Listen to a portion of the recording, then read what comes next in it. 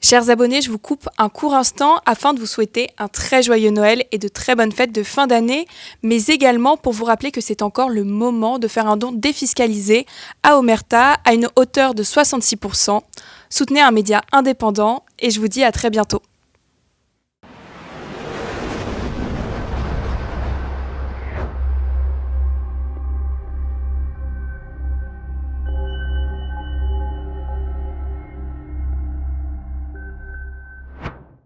Ceci n'est pas une pipe, disait Magritte. Oui. Ceci n'est pas un président sénile. Ceci n'est pas deux journalistes en train de comploter avec des éléphantaux du PS. Ceci n'est pas l'insécurité. Ceci n'est pas l'immigration hors de contrôle. Ceci. Le problème, c'est qu'à un moment, les gens, ils changent de chaîne et puis tout d'un coup, ils trouvent sur la réalité. Ah bon? Ils disent, ah mais alors, c'était pas un délire dans ma tête. En fait, c'est ce qui se passe en France. Mais oui. Ouais.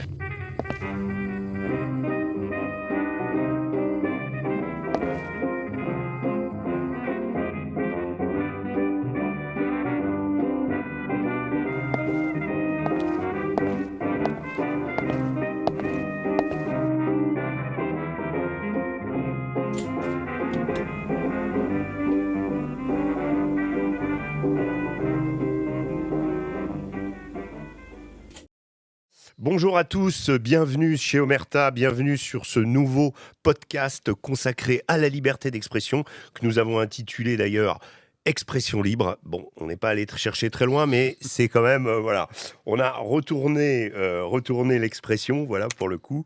Et donc, on va, pendant environ 40 minutes, parler avec Éric Nolot aujourd'hui. Bonjour Éric. Bonjour, Alors, merci pour votre invitation. Eh bien écoutez, merci d'être venu, d'avoir répondu présent pour la première édition de ce podcast.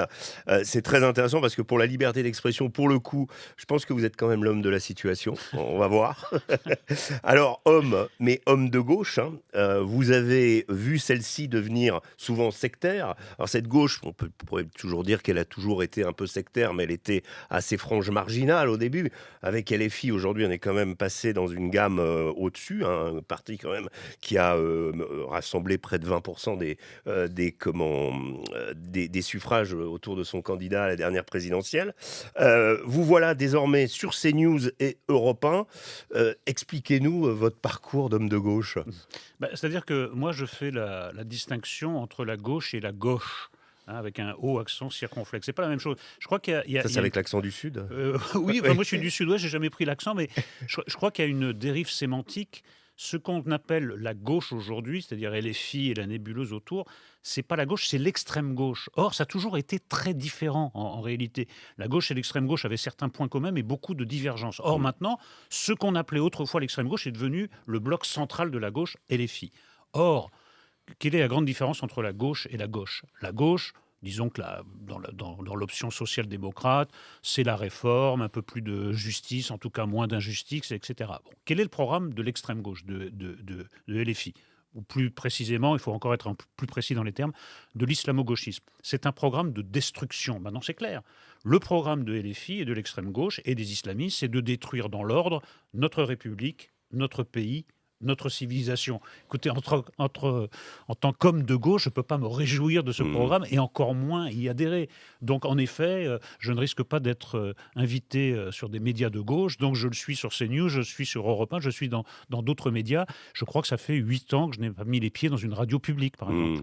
Voilà. Donc ce sectarisme affiché, on va venir sur l'affaire justement Thomas Legrand et Patrick Cohen, mais juste avant, cette gauche, on l'a quand même vu incarnée peut-être par-dessus tout par un personnage, Jean-Luc Mélenchon, qu'il faut rappeler à l'époque mitterrandienne, ça remonte pas à si loin, était quand même l'incarnation du jacobinisme, d'une vision très laïque, et qui, tout à coup, aujourd'hui, est prêt à avaler toutes les couleuvres pour des raisons électoralistes, d'ailleurs, qui ne marchent pas très très bien, puisque au niveau des sondages, cette orientation, le wokisme, etc., font qu'il ne rassemble pas tant Il que était ça. même, à l'époque, il était même considéré comme un laïcard. Hein. Oui, Il y a une c'est ça. fameuse phrase des C'était un indigènes bouffeur de curé. de la République qui dit c'est une prise de guerre incroyable, c'était un laïcard intransigeant et maintenant il est de notre côté, Oui. donc du côté islamiste.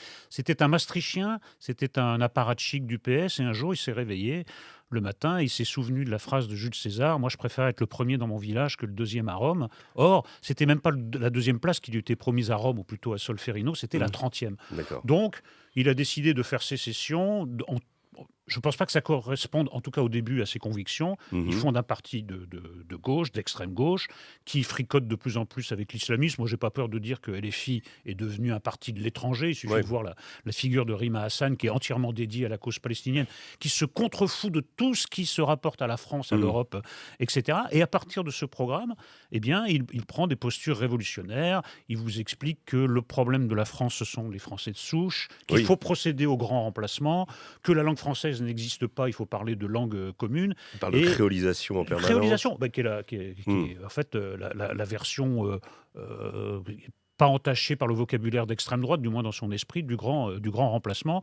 Et puis, il a fait une sortie récemment avec une morgue et un mépris en disant: mais il paraît que vous avez des traditions en France. Mais les traditions, c'est une France rabougrie, diminuée. Bon, donc bref, c'est un programme révolutionnaire. On va remplacer le peuple pour ensuite remplacer le pays. La France du passé doit disparaître. Tout ce qui faisait l'identité de la France est mauvais. Du passé, faisons table rase. Mais sa vieille antienne révolutionnaire, c'était le programme du maoïsme, c'était le programme du stalinisme, etc.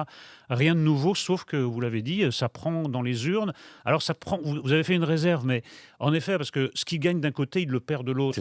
Les gens de gauche, pas de gauche, les gens de gauche raisonnables disent: non, mais quand même, là, on a affaire à un fou furieux qui veut tout foutre en l'air. Peut-être que voilà. En revanche, moi, j'observe que dans certains quartiers, ça marche. Qu'il y a un nouvel électorat, un électorat islamiste qui porte ses suffrages massivement sur tout ce qui porte une étiquette LFI. Vous pouvez même faire concourir une chèvre, elle sera élue au premier tour. C'est quand même inquiétant. C'est vrai que... Alors, sur cette histoire, justement, de cette gauche et de cette collusion, alors, on va revenir à une gauche, on va dire, plus raisonnable, qui est le PS, mais l'affaire Thomas Legrand, Patrick Cohen, les Français ont pu constater avec le son et l'image ce qu'on soupçonnait depuis longtemps, c'est-à-dire une certaine collusion entre journalistes et politiques. Est-ce que, selon vous, ce moment fera date ? D'abord, juste un mot sur la première partie de votre question. Est-ce que le PS est vraiment raisonnable ? Quand vous voyez qu'il fricote, qu'il fait des alliances après avoir juré qu'on ne les reprendrait plus. Oui, nouveau front de gauche. Et puis, comme le premier secrétaire du PS, Olivier Faure, eh bien son siège de député est éjectable, c'est-à-dire qu'il est entièrement dépendant du vote LFI, eh bien à chaque fois, il revient à la gamelle. Donc, est-ce qu'ils sont raisonnables ? Non, parce qu'ils font passer leurs intérêts personnels électoraux avant la probité intellectuelle et le fait qu'ils ne devraient rien avoir à faire avec un parti comme LFI. Après, sur l'affaire le grand Cohen, oui, le roi est nu, si vous voulez. Voilà la réalité du métier de journaliste tel qu'ils l'entendent. C'est-à-dire qu'ils viennent comploter dans la grande tradition des arrière-bistrots avec des responsables du PS pour voir comment ils peuvent arranger leur gamelle. Moi, c'est pas la conception que je me fais du journalisme. Non, c'est sûr. Moi, ça m'est jamais arrivé, quel que soit l'interlocuteur. Et ils ont l'air de trouver ça normal. Enfin, bon, écoutez, on n'est pas tombé de notre siège non plus. Il suffit d'écouter la radio publique, la télévision publique. Ces médias sont au service d'un agenda, d'un parti, d'une cause idéologique. Ils sont pas là pour refléter la diversité des opinions, mais pour favoriser un clan. C'est-à-dire que ce n'est pas un service public, c'est un service qui est privatisé au service d'un clan. Moi, j'attends que le service public redevienne public. Mais c'est quand même très... Enfin, moi, j'ai connu Thomas Legrand quand j'étais correspondant de Paris Match à New York. À l'époque, il était correspondant d'RTL. C'était un vrai journaliste. Il apostrophait, je me souviens, de joutes verbales que nous avions eues avec Bernard Kouchner, à l'époque, qui était ministre des Affaires étrangères, et également avec l'ambassadeur de France à l'ONU, comme Jean-Marc de la Sablière, qui était... Et Thomas Legrand était très incisif. Il était dans son rôle de journaliste. Il avait couvert le 11 septembre magnifiquement. D'ailleurs, c'est le premier jour où il est arrivé à New York comme correspondant. C'était le 11 septembre. Il est tout de suite parti. Donc, il a fait du journalisme, il a fait du terrain. Aujourd'hui, se retrouver dans un arrière-bistrot avec un type du PS pour dire on va faire comment on va sauver Madame Hidalgo ou je ne sais qui, c'est quand même effrayant. C'est effrayant, mais c'est le prix à comme payer. Dévoiement de notre métier. Oui, mais c'est le prix à payer pour garder une certaine place. Il faut donner des gages. Après, si vous voulez, France Inter, dans la matinale, moi, je ne peux que constater la surreprésentation des anciens ou des présents de l'IB. C'est quand même pas une surprise que ces Ouais. gens-là aient des contacts privilégiés avec des élus du PS. Ce qui est assez étrange, c'est que quand même le PS représente plus grand-chose d'un Mm. point de vue électoral. Donc vous avez l'impression quand Mais d'un même, point de vue institutionnel, il est présent au Conseil d'État, au Conseil constitutionnel. Enfin, partout. c'est lui qui décide, Mais de toute quoi. façon, ça, c'est la situation de la France. C'est-à-dire, cette gauche-là, que je persiste à appeler la fausse gauche, la gauche, est en effet très minoritaire dans les urnes, dans l'opinion, mais surreprésentée dans les lieux de pouvoir. Alors, il n'y a Mm. pas que le Conseil constitutionnel ou le Mm. Conseil d'État. Il y a l'université, il y a les médias en général, l'édition, Mm. etc. Vous avez vu maintenant dans la librairie, bon, il y a des cas de censure maintenant, et la censure est toujours à l'encontre d'un camp et pas Mm. de l'autre. Donc, si vous voulez, c'est une sorte de précarés ou de bunkers qui y tiennent les lieux de pouvoir, et pour l'instant, ils arrivent. C'est quand même assez efficace, hein, parce qu'ils ont, Oui. ils ont un pouvoir de nuisance, un pouvoir de censure. Après, ça ne peut pas durer autant que les impôts. C'est-à-dire quand vous imposez un système avec 10% des gens contre 90% de la population, Oui. ça se termine un jour, et en général, ça se termine assez mal. Alors, il y a l'argument de Massu que vous connaissez bien, puisque vous êtes sur CNews et Europe 1, qui est la réaction de Delphine Ernotte. C'est de la faute de l'extrême droite, c'est la bolosphère, comme on l'appelle. Qu'est-ce que vous pensez de l'Arcom, qui, aussi dans cette histoire, puisque, rappelons-le, ce vénérable institut a bataillé ferme pour faire fermer C8. Et là, là, je crois qu'ils se sont saisis des notes de frais de Madame Hidalgo, là, pour une fois, là, parce que je crois qu'il y a vraiment un excès tellement visible, mais sur l'affaire Cohen-Legrand, rien du tout. Non, mais l'Arcom fait partie de ces lieux de pouvoir que j'énumérais tout à l'heure, qui servent à verrouiller un système où on n'a pas l'impression qu'ils sont là pour rendre la justice, mais pour favoriser un camp contre l'autre. Regardez la différence de traitement entre C8 et tout ce qui relève des médias publics. Mais même dans le cas de Mme Ernotte, il y a une dérive financière qui a été pointée récemment. Il y a une dérive idéologique, parce que Mme Ernotte, c'est la première fois quand même que je vois un programme d'une grande entreprise se confondre avec un concept psychiatrique qui est celui de la schizophrénie. Quand Mme Ernotte dit « Moi, je ne suis pas là pour représenter la France telle qu'elle est, mais telle qu'elle Oui. devrait être ». Oui. C'est de la schizophrénie, en fait. La schizophrénie comme programme officiel, c'est quand même curieux. Mm. Et là, il y a une dérive langagière. De quel droit elle jette l'opprobre sur toute une rédaction, sur des chroniqueurs, sur des animateurs, en disant que c'est une chaîne d'extrême droite. D'abord, il faut définir l'extrême droite, et qu'elle donne des preuves. Donc moi, elle a au moins 3 raisons de démissionner. Que fait l'Arcom ? L'Arcom aurait dû lui taper au moins sur les doigts en disant Madame Ernotte, vous n'avez pas été nommée, d'ailleurs dans des conditions, bon, on ne va pas y revenir dans le détail, mais vous n'avez pas été nommée pour décerner des brevets d'extrême droite ou pas. Elle n'est pas dans son rôle. Qu'elle s'occupe d'améliorer la qualité des émissions du service public qui en ont bien besoin, qu'elle s'occupe d'améliorer les comptes du service public qui en ont bien besoin aussi, et qu'elle laisse la liberté d'expression et la pluralité s'exprimer en France. Alors, maintenant, je voudrais venir sur un phénomène quand même assez notoire, c'est que l'arrivée de CNews et le succès de CNews, puisque là, je crois que ce matin, l'écart n'a jamais été aussi important avec BFM, donc c'est un succès vraiment notoire, indiscutable. Cette chaîne s'est un peu faite parce que on y discutait ou on y abordait des choses et des thèmes qui sont chers aux Français, qu'on n'abordait pas ailleurs. Je crois qu'un sondage ou une étude sur France Inter expliquait il y a 6 mois que 90% des gens qui étaient invités par France Inter étaient des gens de gauche. Ma question est, est-ce que vous n'avez pas une certaine nostalgie pour des émissions, par exemple, comme Droit de réponse de Michel Pollack dans les années 50, où il y avait le clash, il y avait la polémique, mais au moins, ça permettait à des adversaires absolus de se confronter, ce qu'on n'a plus aujourd'hui. Alors, CNews a dit, on invite les gens de LFI, ils ne veulent pas venir. Non, c'est vrai. Mais du coup, chacun est dans sa chapelle, et il n'y a plus du tout voilà. Est-ce que c'est seulement concevable aujourd'hui ? Est-ce que ça aussi, c'est pas un recul, justement, de la liberté d'expression, la liberté de débattre, de s'empoigner ? Je sais que chez Hanouna, ça arrivait, mais pour le moins, mais disons que voilà, il n'y a plus l'émission, il y a plus, et finalement, on a eu la peau d'Hanouna aussi. Hein. Oui, enfin, vous parliez de nostalgie. Moi, j'ai la nostalgie du du service public. Là, je parle de la radio. Moi, j'ai été très longtemps un auditeur du service public et j'ai vu cette dérive au fil des années. C'est-à-dire que l'important n'est en effet plus le débat, l'échange d'arguments ou d'opinions. Le calendrier, l'agenda, c'est la propagande non-stop. C'est-à-dire que le niveau de propagande sur le service public a atteint un niveau stratosphérique. J'ai cette nostalgie. Et en effet, moi, surtout, j'ai participé à plusieurs émissions assez rudes, assez nerveuses. Même On n'est pas couché était parfois un peu, un peu sportif, quoi, tout à un fait. peu athlétique. Oui. Chez Hanouna, oui, en tant que chroniqueur et en tant qu'animateur, j'ai quand même participé à des émissions assez mémorables. Et en effet, moi, je ne crains pas du tout même la polémique. On peut aller même jusqu'à la polémique. Mais le problème, pourquoi c'est devenu impossible ? Parce qu'à partir du moment où vous dites... Tous les gens qui sont sur CNews, c'est ce que dit d'ailleurs Éric Dupond-Moretti, ils disent Pascal Praud est entouré de 4-5 fachos. À partir du moment où, comme Éric Dupond-Moretti, vous dites les gens qui ne sont pas d'accord avec moi sont des fachos, à partir du moment où, comme Delphine Ernotte, vous dites les gens qui ne sont pas d'accord avec moi sont d'extrême droite, il n'y a pas de discussion possible. On ne discute pas avec l'extrême droite. On ne discute pas avec les fascistes. Et encore maintenant, fasciste, c'est un peu usé. Vous avez le droit à nazi maintenant. Est-ce que vous avez envie de discuter avec un nazi ? Ben non. Donc en fait, c'est un syllogisme. Ces gens-là sont des nazis. On ne discute pas avec les nazis, donc je ne discute pas avec ces gens. Le problème, c'est que ça ne va pas tenir longtemps, parce que le succès de CNews, c'est quoi ? C'est le succès d'une chaîne qui traite de la réalité quand la plupart des autres chaînes traitent du déni de réalité. Et les gens voient bien que la réalité s'impose de plus en plus.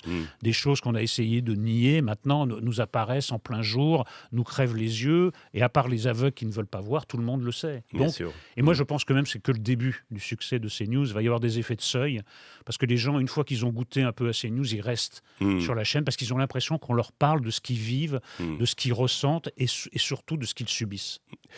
Justement, alors, est-ce que finalement, cette liberté d'expression, elle n'a pas été démontrée? Est-ce que finalement, aujourd'hui, elle n'est pas passée à droite?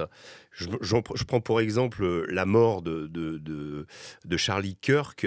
Non pas que le personnage, finalement, voilà, c'est un Trumpiste acharné, etc. Mais quand on a regardé, parce que beaucoup de gens ne connaissaient pas Charlie Kirk, beaucoup de gens ont regardé depuis ce qu'il faisait. Il passait sa vie à parler à ses adversaires. Et finalement, c'est quelque chose qu'on ne voit pas de l'autre côté. Donc, est-ce que ces exemples-là ne nous montrent pas que la liberté d'expression, elle a changé de camp ? Moi, je suivais de très près Charlie Kirk. Je trouvais ça fascinant, sa démarche, en effet, puisqu'il allait de campus en campus et il engageait le débat sur tous les thèmes. Et puis, parfois, il tombait sur des contradicteurs qui étaient quand même d'un niveau d'intolérance, d'agressivité, de dogmatisme. Il faisait preuve d'une patience assez angélique. Alors ça, c'est la première chose. D'ailleurs, il est mort dans une de ces confrontations. Absolument, au milieu d'une phrase, en train de débattre avec... il est mort pour la liberté d'expression. Exactement. Et en plus, si vous voulez, non seulement, en effet, la liberté d'expression, la volonté de débattre est plutôt dans ce camp, mais moi, je croyais être revenu de tout, mais certaines des réactions après sa mort, mais c'était absolument écœurant. Il y a quand même un internaute qui, s'adressant directement à la famille, je rappelle que Charlie Kirk a été tué sous les yeux de sa femme et de ses 2 gamines, a mimé le sang qui sortait de son cou en ricanant de manière sardonique, en s'adressant directement à la veuve et aux 2 orphelines. Je ne sais pas si vous voyez le niveau. Ouais. Et ils faisaient des micro-trottoirs sur les universités. Alors, la mort de Charlie Kirk, tant mieux, pas de liberté. Enfin, écoutez, c'est l'intolérance poussée. Qu'est-ce que disait Charlie Kirk ? Moi, je ne suis pas forcément à 100% d'accord avec lui. Je ne suis pas Trumpiste. Il l'était. Après, il disait quand même beaucoup de choses qui relevaient du sens commun. Quelqu'un qui dit des choses qui relèvent du sens commun doit être exécuté selon certaines personnes qui représentent la bien-pensance de gauche. Voilà où nous en sommes. Et moi, je suis effrayé par ce monde. Et en effet, c'est pas seulement la liberté d'expression qui est dans un camp, c'est de l'autre une posture révolutionnaire, pas de liberté pour les ennemis de la liberté. Vous n'êtes pas d'accord avec moi, vous méritez une balle dans la tête. Voilà où nous en sommes. C'est injuste. Voilà. Oui, de toute façon, vous savez, on parlait de LFI tout à l'heure, ils vivent sur ce vieux fantasme révolutionnaire, plutôt 93 que 89. D'ailleurs, oui, plutôt l'époque des coupeurs la révolution de tête. qui mériterait quand même d'être réévaluée quand même dans ses bons côtés et ses mauvais côtés, sert de référence absolue. Vous avez vu que dans une récente manifestation, le 18 septembre, il y avait une guillotine, bien sûr. une guillotine portative qui était trimballée avec le nom des futurs exécutés. Oui. dont Vincent Bolloré, comme par hasard, ou Bernard Arnault. Ouais. C'est bizarre, hein, c'est un peu toujours les mêmes. C'est un peu Non, toujours mais les mêmes. ces gens-là sont indécrottables dans Ouais. leur côté sanguinaire. C'est vraiment une secte de vampires haïssables. Et alors, d'ailleurs, qui ne mérite pas, à mon sens, toujours d'être comparé aux révolutionnaires. Je ne dis pas que tous les révolutionnaires, ni le comité de salut public, c'était des gens très respectables, mais avec une question de niveau. Parce qu'on- on a quand même, moi j'ai écouté Rima Hassan chez nos confrères de Thinkerview Oui. l'autre jour. Bon, elle a son histoire personnelle qui quand même fonde une structure, on va dire. Quand vous avez des Louis Boyard, des Delogu ou des Raphaël Arnaud, là vous êtes quand même passé on passe dans une sphère, en termes de réflexion et en termes, c'est pas Saint-Just, Robespierre, Non, voilà, même s'il se compare à ces gens-là, quand oui, même. mais là, vous touchez un point essentiel, c'est que rien de ce que je déplore depuis le début de notre entretien n'aurait été possible sans l'effondrement du niveau intellectuel et scolaire. Parce qu'en effet, vous avez affaire à des gens, au mieux nuls, au pire complètement décérébrés. Vous en avez cité quelques-uns, mais enfin, même pour ceux qui portent un peu mieux, vous avez quand même Éric Coquerel, qui est président de la Oui. Commission des finances, qui ignorait tout de la taxe Zuckman, Oui, c'est vrai. alors qu'il en est le fervent partisan. Mais il n'avait aucune idée de Oui, il a en quoi été, ça consistait. Vous interrogez Rima Hassan, qui s'y connaît un peu sur la Palestine, mais enfin, c'est sur Fessenheim, c'était assez oui, accablant. oui. Sa réponse, elle découvrait le nom, Je voilà. pense qu'elle savait même pas que c'était du nucléaire. Non, je crois pas. Je crois que d'ailleurs, Mais ça l'intéressait parce que l'animateur- comme c'est un nom à consonance juive, ça l'a quand même Pensez intéressé que c'est ça. Fessenheim. Elle avait sans doute un avis sur la question. Donc elle a dit je suis contre. Dès qu'elle entend un nom juif, même si c'est Fessenheim, elle est contre. Voilà. Alors, ça me donne l'occasion justement d'arriver sur la question du conflit israélo-palestinien. Je vais l'aborder d'une façon sur la question de la construction de l'opinion. Moi, je vous donne j'ai une anecdote qui m'est arrivée justement en allant pour parler à l'époque, je crois que c'était les frappes de l'Iran sur Tel Aviv, pour aller les commenter sur CNews. Et je prends un Uber, je tombe sur un chauffeur de taxi, un chauffeur Uber maghrébin, et on commence à parler de la Palestine. Et je le laisse parler. Et ce qui m'a paru frappant, c'est que dans son propos, à aucun moment, pour lui, c'était totalement évident que je pensais la même chose que lui. Je suis arrivé sur ce plateau, je ne veux pas citer qui y avait, machin. J'ai commencé avant le plateau, comme on discute avec ceux qui vont le partager avec vous. J'étais avec des gens qui étaient très pro-israéliens, qui me regardaient comme si c'était évident que j'étais totalement d'accord avec eux. J'ai trouvé que dans le même espace-temps, c'est-à-dire le taxi qui vous dépose en bas de CNews, le plateau auquel vous allez participer, vous retrouvez dans deux mondes qui n'ont plus aucun rapport. Je traite beaucoup de la guerre en Ukraine sur Omerta. Même les Ukrainiens, les Russes, ils les conçoivent. Les Russes conçoivent les Ukrainiens à l'inverse. Ça reste quand même dans la même galaxie. Là, on a l'impression que... Et le pire, c'est que ce conflit est importé sur notre sol. Qu'est-ce que vous pensez de ça, de cette incapacité, et là, de part et d'autre, à envisager qu'il y ait quelqu'un qui pense différemment ? Oui, c'est vraiment un problème parce que c'est ce qu'on disait tout à l'heure, c'est l'impossibilité du dialogue. Mais le fait que les gens ne vivent pas dans le même monde, c'est quand même plus large que ça. Là, les dernières déclarations de l'actrice et réalisatrice Marina Foïs sur les migrants, qui dit « Moi, j'en ai rien à foutre de l'intégration culturelle ». C'est quand même quelqu'un qui ne vit pas dans le même monde que vous, parce que l'intégration culturelle, dans certains quartiers, oui, c'est un problème. Alors, pas dans le quartier où habite Marina Foïs. D'ailleurs, ces gens-là, en fait, sont pour l'accueil inconditionnel, mais pas dans leur quartier. C'est-à-dire que même l'installation d'un city market provoque un scandale. C'est même pas l'installation de migrants afghans. C'est un city market. Donc, elle est pour l'accueil inconditionnel, mais que ça soit les autres. Donc, il y a en effet des gens qui ont l'air de vivre dans une dimension parallèle. Moi, chaque fois que je vois apparaître à l'écran ou au bas d'une tribune la mention sociologue, je sais que je vais entrer dans une dimension parallèle, dans un pays qui n'existe pas, un pays imaginaire. Là, dans ce cas-là, en effet, les gens vivent avec une vérité absolue de part et d'autre. Mais quand même, il y a des faits.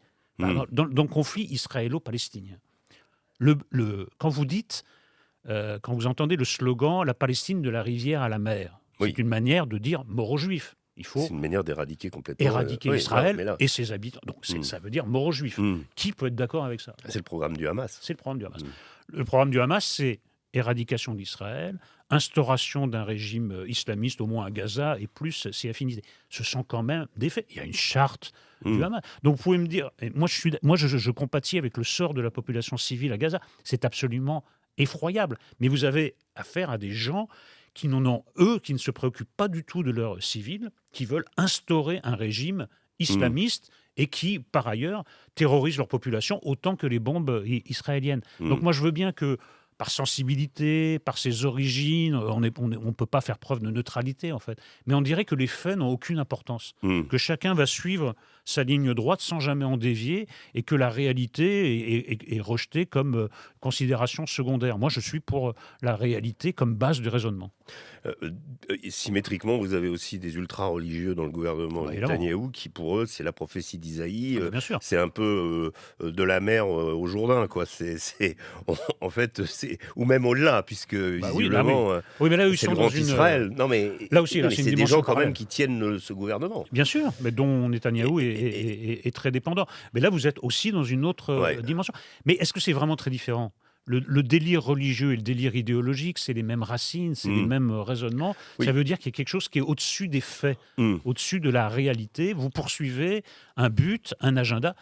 Moi, je pense que les dernières propositions de Donald Trump seront rejetées par le Hamas, parce que ce n'est pas du tout le but que poursuit le Hamas. Ils ne veulent pas la paix. Et le Hamas contient dans son vocable ces mouvements de combat islamiques. Il n'y a même pas la Palestine qui existait dans le FPLP, qui existait dans l'OLP. Donc on est passé dans une dimension, c'est vrai, essentiellement religieuse. Et on n'entend jamais ça chez Madame Hassan. Quand elle fait la promotion, elle oublie de nous expliquer. Mais il y a des questions qui n'ont pas été posées pendant cette interview que vous avez écoutée, visiblement. J'arrive sur la question. Il y a quelqu'un que vous avez pendant très longtemps sur Twitter, parce que moi je vous suis sur Twitter, qui vous a obsédé, c'est Joe Biden. Vous écriviez, alors vous avez arrêté de le faire, qui n'a toujours pas été arrêté par l'armée. En fait, c'était une critique sur QAnon et les partisans de Trump. Et vous terminiez toujours par « J'en reste comme 2 ronds de plomb ». Voilà. Et c'était mal compris, 2 ronds de plomb, le jeu de mots. Vous voyez, comme quoi les internautes ne sont pas toujours très vifs. Mais ils me disaient, mais non, on ne dit pas 2 ronds de plomb, on dit 2 ronds de flanc. Mais c'était le principe du jeu de mots. Mais vous insistiez toujours. Voilà. Aujourd'hui, donc vous avez arrêté d'écrire sur Joe Biden. Celui-ci n'a toujours pas été arrêté. Non. Mais tout le monde sait qu'il est sénile. Oui. Alors, à une époque, ça c'est quand même très intéressant, parce que le cas Biden est très intéressant. Dire ce qu'à le regarder semblait une évidence, vous faisait passer pour complotiste. Alors, depuis évidemment des livres, dont celui de Jack Tapper aux États-Unis, donc grand journaliste, ont été écrits disant que son peu de contrôle sur les choses était pire qu'on l'imaginait. Ça dit quoi quand les journalistes, les politiques taisent une évidence que le grand public voit à chaque fois, parce que on a vu Joe Biden saluer des grues, c'est inquiétant, faut reconnaître. Mais comment vraiment, en pensant parler à des amis imaginaires, bref. Non, mais d'abord le running gag, c'était en effet QAnon, parce que au moment de l'élection contestée par Trump, il y avait toujours c'est le plan. Donc vous verrez, là il n'a pas été arrêté, mais demain. Et puis vous verrez, juste avant la cérémonie d'investiture, vous verrez que l'armée... Donc bon, je me moquais de ça, c'est anecdotique. Après, moi, je l'ai dit sur CNews un jour, mais c'était un cri du cœur. J'ai dit, mais cet homme ne peut pas faire 4 ans de plus. D'ailleurs, pour moi, il ne pouvait même pas finir son mandat. Mais c'était évident. S'il n'y avait pas eu le débat avec Trump, ça aurait continué. Mais absolument. C'est le débat avec Trump où là, phrase mais le problème, où Trump dit « je ne sais même pas s'il sait ce qu'il dit ». Mais il avait raison. Mais le problème, c'est que quand... Vous êtes dans le seul programme du camp démocrate, c'est tout sauf Trump. Donc tout sauf Trump, ça veut dire même Biden, qui est un homme vraiment qui était entré dans la sénilité, qui n'était même pas aux portes de la sénilité. On voyait bien qu'il perdait ses moyens, qu'il pouvait se passer n'importe quoi. Alors, le problème, c'est que pour eux, ça a été même... Il y a les poupées russes et les poupées américaines. Il y a eu un problème dans le problème. C'est que quand ils ont bombardé Kamala Harris, dans des conditions d'ailleurs un peu bizarres, il n'y avait pas de programme. Donc Kamala Harris, en fait... Elle s'est raccrochée à la seule planche de salut, un programme progressiste, sociétal, qui a braqué une partie de l'électorat démocrate, qui s'est abstenu, et puis surtout, des catégories qui votaient à 98% pour les démocrates, tout d'un coup, ont voté pour parti, les Noirs, les Latinos, pour Trump. Donc ce déni de réalité, vous voyez, le problème du déni de réalité, c'est que la réalité prend sa revanche à un moment. Et là, la revanche qu'a prise Trump pas le Parti républicain, plutôt Trump que le Parti républicain, d'ailleurs, a été violente. Mais en effet, moi je vous dis, je l'ai dit en toute honnêteté, j'ai dit cet homme ne peut probablement pas finir son mandat et en aucun cas empiler pour 4 ans. Non, mais par exemple, quelqu'un comme Emmanuel Macron nous assurait, bien sûr, juste après le D-Day, les cérémonies du 80e anniversaire, qu'il était parfaitement en contrôle. Un journaliste lui avait dit « Oui, mais quand même, Joe Biden, non. » Et je me souviens d'ailleurs de cette scène absolument surréaliste où le couple Biden est à côté du couple Macron. C'est la sonnerie aux morts sur la plage d'Omaha. Joe Biden se tourne, on ne sait pas pourquoi. Sa femme le suit. Et pour montrer, comme si c'était une chorégraphie déjà répétée, le couple Macron se tourne aussi. Alors que c'est juste un moment d'égarement propre à Joe Biden qu'on connaissait. Donc ça veut dire qu'on joue aussi cette carte pour dissimuler, pour cacher. Et c'est le président de la République française quand même. Le déni de réalité. Ceci n'est pas une pipe, disait Magritte. Oui. Ceci n'est pas un président sénile. Ceci n'est pas 2 journalistes en train de comploter avec des éléphantaux du PS. Ceci n'est pas l'insécurité. Ceci n'est pas l'immigration hors de contrôle. Ceci. Le problème, c'est qu'à un moment, les gens, ils changent de chaîne et puis tout d'un coup, ils trouvent sur la réalité. Ah bon ? Ils disent, ah mais alors, c'était pas un délire dans ma tête. En fait, c'est ce qui se passe en France. Mais oui. Et vous verrez que ça deviendra de plus en plus massif. Et j'observe d'ailleurs qu'il y a un petit vent de panique quand même. Ils sentent que c'est en train de leur échapper, le camp progressiste. Alors ils sont accrochés au lieu de pouvoir dont nous parlions tout à l'heure, mais ils voient bien que c'est en train de glisser médiatiquement, que l'opinion publique commence à glisser. Et les derniers sondages sur la présidentielle, écoutez, là, le RN, ils sont entre 33 et 35, et derrière, c'est tabula rasa. Donc il y a quelque chose. L'écart se creuse. L'écart se creuse et puis plus personne ne croit à ces discours en opposition avec la réalité. Moi, je trouve que le camp du bien est en train de paniquer. Et en effet, même Mélenchon commence à avoir beaucoup de mal parce que l'actualité, la réalité vient sans cesse contredire son narratif. Dernière question, parce que le temps file.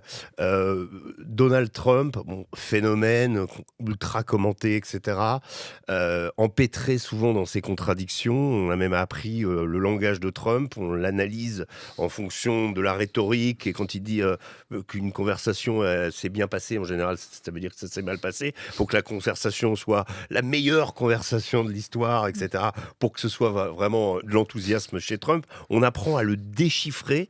Vous y croyez à l'homme de paix? Vous pensez que son plan à Gaza, ça va marcher? Que toutes les initiatives, parce que pour le moment, on ne sait toujours pas.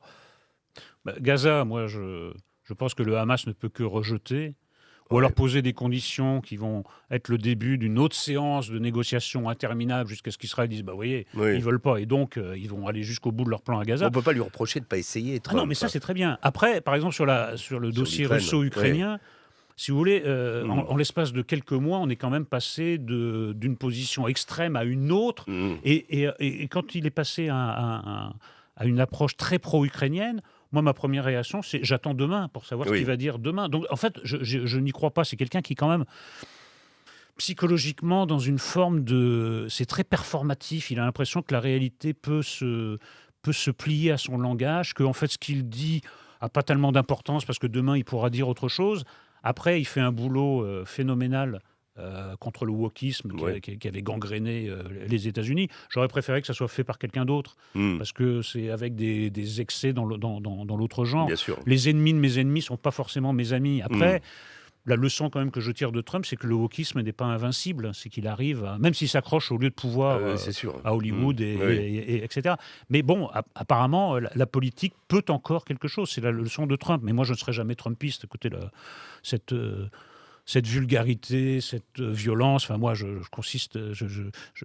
persiste à penser que quand même le Capitole était une tentative de coup d'État. Je ne peux pas adhérer à tout ça. Après, la réhabilitation de la politique, ce n'est pas rien. Mais il faut le mettre au crédit de Trump, ne pas être sectaire. Vous voyez, c'est ce qui différencie la gauche de la gauche. Merci Éric Nolot, merci pour cet entretien très dynamique. Quant à vous, j'espère que ce premier podcast